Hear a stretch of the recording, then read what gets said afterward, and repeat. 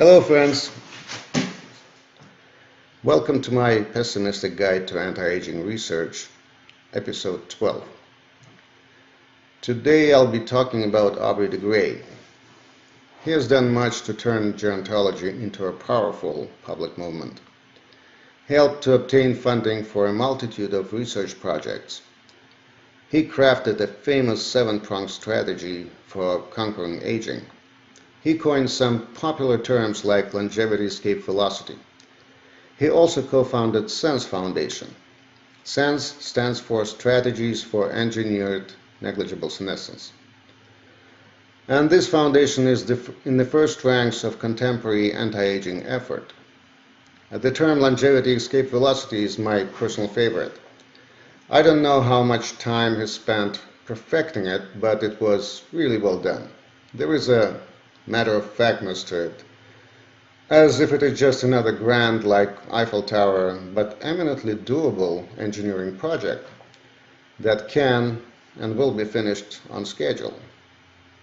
Houston, we achieved longevity escape velocity. Roger that. Continue with your mission. Ooh. The meaning of this string of words is quite enticing. Imagine that our body accumulates a certain amount of damage per time unit, say a year. Then further imagine that we, through various breakthrough developments, manage to repair more damage than has been accumulated. This way, we can achieve longevity escape velocity, or, in other words, immortality. On the basis of this idea, Aubrey de Grey made various predictions regarding future lifespans ranging from 1,000 to 5,000 years to forever.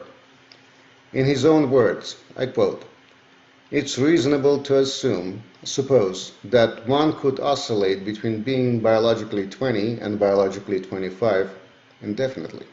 Man, breathtaking, heart-stopping, earth-shattering. I do not want to die any more than the next guy, and to be forever young is infinitely better.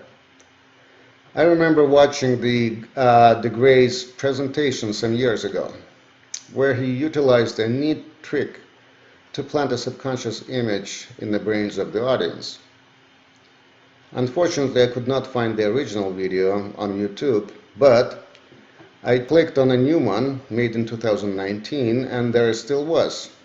By the way, I do not understand how all those grisly experts in gerontology let it pass.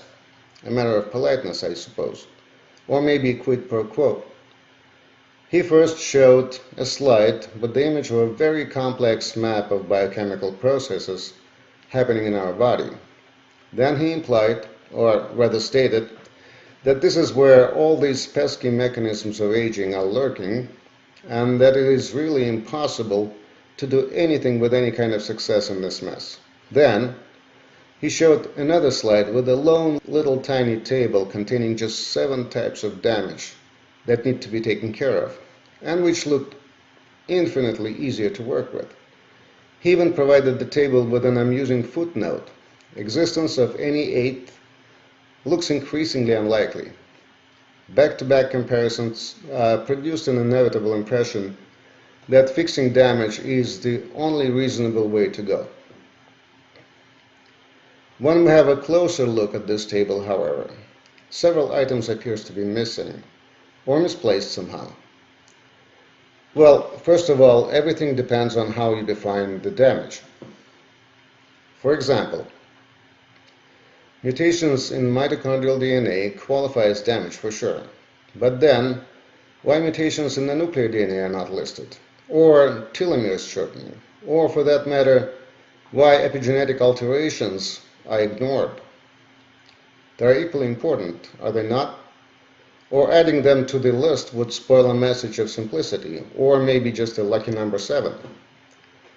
3 other types of damage concern cell loss and aberrant or malfunctioning cells, like cancer cells and senescent cells, which are supposed to be either eliminated or replaced. By default, it is a late measure because these types of cells start accumulating in the second half of our lives. On the other hand, this type of damage is caused by preceding damage in the nuclear genome that could be attempted to be repaired early in life. It is also unclear why only mitochondrial mutations were added. To become functionally relevant, these mutations must be present in the majority of mitochondrial DNA copies in the cell. Such cells lose the ability to utilize oxygen and become dysfunctional. They could be conveniently bundled with the rest of aberrant cells and, of course, subjected to a similar kind of treatment strategy, elimination and replacement. Overall, there are some inconsistencies, and it is my opinion that Aubrey de Grey was too sloppy when he created this table, and also too lazy to edit it for several years. Or maybe it simply did not matter, as long as it worked as a rallying cry. I recognize that in some contexts, good showmanship is far more important than few little lousy details. Silly negativities aside, the current portfolio of SENS contains several projects.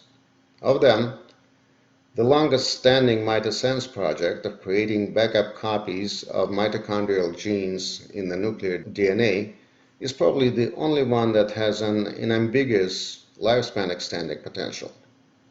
Mutations accumulate in the mitochondrial DNA considerably faster than in the nuclear DNA.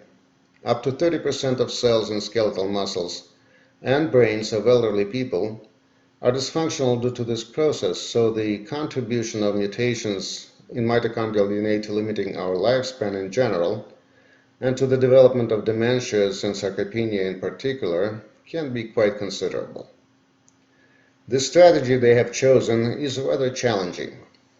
In the course of evolution, thousands of genes were moved from the mitochondrial DNA to the nucleus for obvious reasons of safer environment and hence lower vulnerability.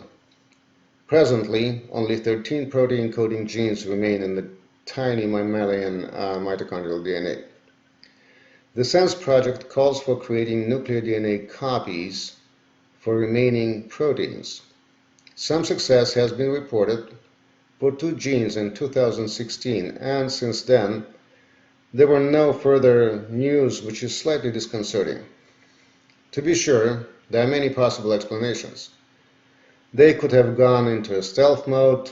They may still be working on the remaining targets because it really takes a lot of time to conduct experiments properly. Or they failed or are failing. If the latter is the case, then the failure or a possibility of it needs to be analyzed. And the first question to ask is why nature itself did not finish the job. Mitochondrial DNA sequences get accidentally incorporated into nuclear DNA all the time. And there is no reason to believe that these particular sequences were exempted. The answer may be in the problems with transportation of these proteins into mitochondria. The remaining proteins coded by mitochondrial DNA are extremely hydrophobic, meaning that they assume round shape in water-based environment. The mitochondrial system of import is simply not designed to handle such bulky items. On the other hand, modifying the proteins to make them less hydrophobic would mean compromising their original structure and quite possibly function. So it is a double-edged sword. It means that this approach may end up working only for 1 or 2 proteins, and as a result, for few select hereditary conditions caused by specific mutations in mitochondrial DNA, which is already a big deal. The relocating sequences from mitochondrial DNA to the nucleus is not the only possible solution, only the most complicated one. There are several other possible ways, including modifying or protecting mitochondrial DNA and thus reducing the rate of mutation accumulation. Regardless, this project is worth following. As for me, I will spend the next few days looking for something interesting in the world of anti-aging research. See you next time.